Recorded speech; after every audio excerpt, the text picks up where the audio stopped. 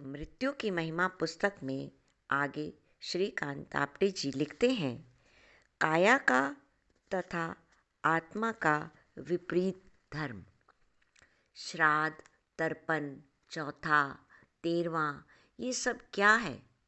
यह एक प्रेम भावना है। हमारे बीच जिसने निवास किया था, उस व्यक्ति के तन को, मन को, धन को तथा आत्मा को सम्मान पूर्वक विदाई है। काया को तो विदाई दे दी, अब आत्मा को विदाई देने का जो दिन है उसको हम 13वां कहते हैं। काया के संग में बहुत दिन रहने से हल्की सी आसक्ति का रंग आत्मा पर चढ़ जाता है। कमल पानी तथा कीचड़ से अलिप्त होकर ऊपर तो उठ जाता है। कमल पानी तथा कीचड़ से अलिप्त होकर ऊपर तो उठ जाता है, फिर भी उसकी जो गांठ है, बीज है, उस पर तो मिट्टी लगी ही रहती है। 13वां अथवा रसम पगड़ी उस गांठ को भी अलिप्त करने का दिवस है, आत्मसमर्पण दिवस है। हमारा जीवन विश्व के मंदिर में जलती हुई अगरबत्ती के समान है। देखो, अगरबत्ती क्या करती है? पूरा न्याय करती है। जो वस्तु जिसकी है उसको वह अर्पण करती है। अगरबत्ती का जो सगुण साकार स्वरूप है वह धरती से मिला है। जो निर्गुण निराकार सुगंध है वह ईश्वर से मिली है। इसीलिए वह अपने जीवन की राख जमीन को देती है तथा अपने जीवन की सुगंध आकाश को देती है। राख नीचे गिरती है, धुआं ऊपर जाता है। अगरबत्ती धरती को कहती है, तेरा तुझको अर्पण। आसमान को भी कहती है, तेरा तुझको अर्पण।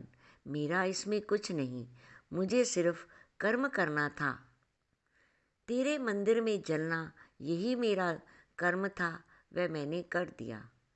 मृत्यु का अर्थ है मूल स्थिति में चले जाना। तत्वज्ञानी कहते हैं संसार मिथ्या है, यानी वह नकली स्वरूप है, ओढ़नी है, पोशाक है, निर्गुण पर सगुण की चुनरी है, निराकार पर साकार का चेहरा सेहरा है, निराकार पर साकार का सेहरा, आत्मा पर काया का कुर्ता। पोशाक पहनने वाला अलग है, जैसे सांप अपनी केंचुली से निकलकर भाग जाता है। एक वाक्य अक्सर सुनने में आता है, मरणोपरांत का जीवन। वे क्या वस्तु है? उसको हम तर्क से ही समझ सकते हैं। जैसे ठंड के दिनों में हम अपने ऊपर जैसे ठंड के दिनों में हम अपने कमरे में अंगीठी सुलगाते हैं, धीरे धीरे कोयले समाप्त हो जाते हैं, बुझ भी जाते हैं।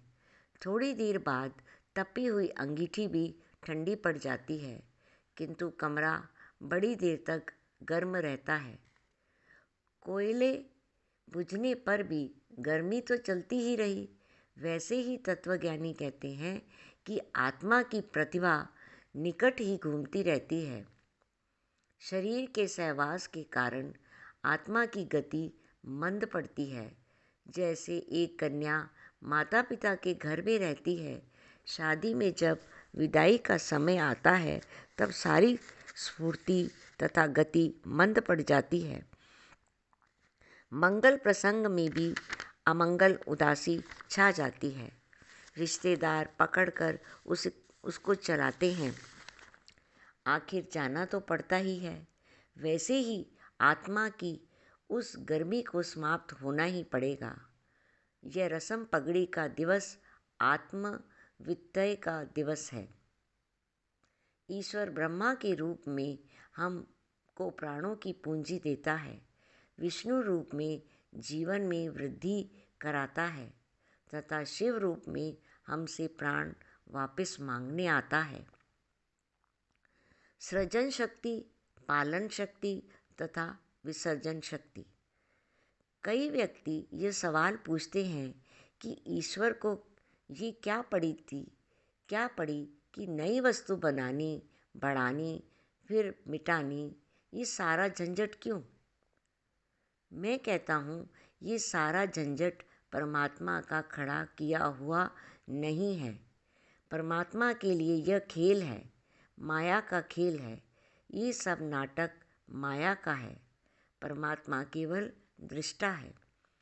आप नाटक देखते हो, सिनेमा देखते हो, क्या आप ये प्रश्न उठाते हो कि लाखों रुपए खर्च करके ये थिएटर बनाया क्यों?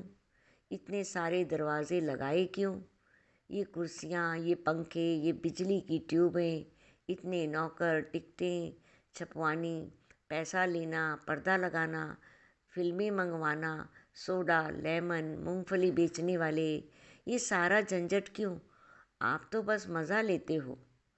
घर से आते हो, घर जाते हो। क्या ये आपको झंझट लगा? क्योंकि आप दृष्टा हो, प्रेक्षक हो।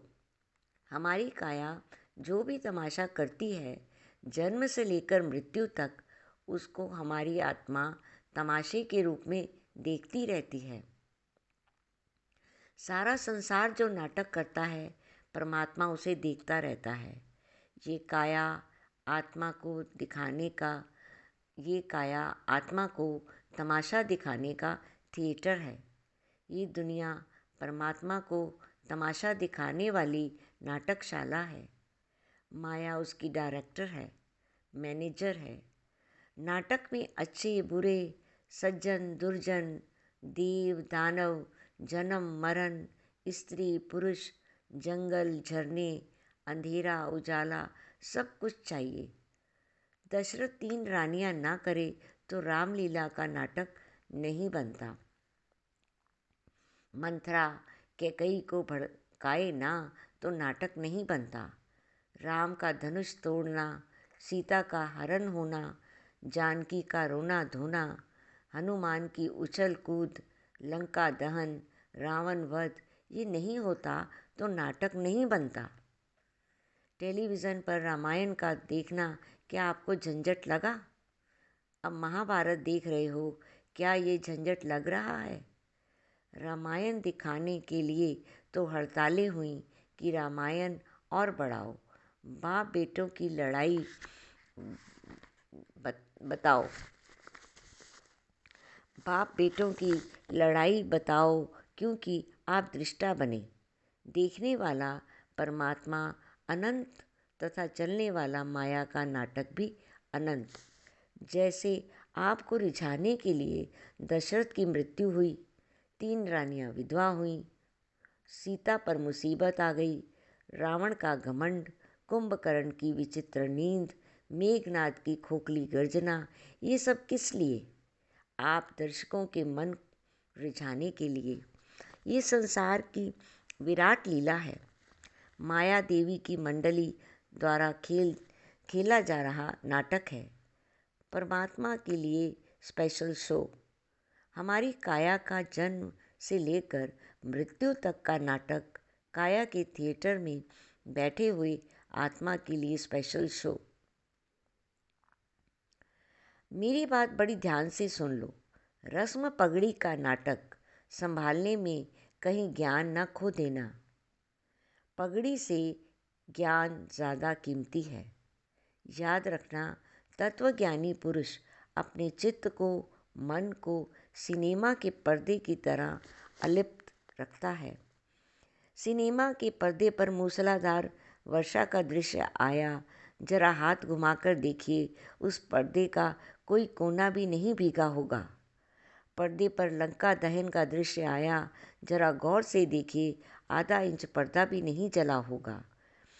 पर्दे पर राम रावण का खूंखार युद्ध हुआ, गौर से देखिए, रक्त की एक भी बूंद वहाँ नहीं होगी। अब शायद ही आपकी समझ में आएगा कि पर्दा कैसा रहा, निर्लेप। उसी तरह आत्मा कैसी रहती है, निर्लेप। परमात्मा कैसा रहता है, निर्लेप। अगर आप में सच सुनने की हिम्मत है तो सुन लो। जब कोई मर जाता है तब उसके पीछे रिश्तेदारों की आंखें रोती हैं, बुद्धि रोती है, मन रोता है, लेकिन आत्मा नहीं रोती। देह से संबंध छूट जाने पर जाने वाले की आत्मा नहीं रोती, न पीछे रहने वालों की आत्मा रोती है। आत्मा जानती है ये काया देवी उर्फ माया देवी का नाटक है। मरने वाले की काया गई क्यों? क्योंकि वे आई थी। आना जाना काया का धर्म है। उसने तो अपने धर्म का पूरा पालन किया। हम क्यों रोएं? गीता में आया है, सर्वधर्मे निधनम श्रेय। काया के लिए रहना पर धर्म है। पर धर्मो भयावह जाना सर्व स्वधर्म है। नित्य रहना आत्मा का धर्म है। मरण आत्मा के लिए पर धर्म है। मृत्यु हमें समझाती है कि काया ने अपने धर्म का पालन किया, आत्मा ने अपनी धर्म का पालन किया और धर्म की जय हो गई। हम बगैर सोचे ही नारे लगाते हैं कि धर्म की जय हो, अधर्म का नाश हो। काया का रहना अधर्म है, आत्मा का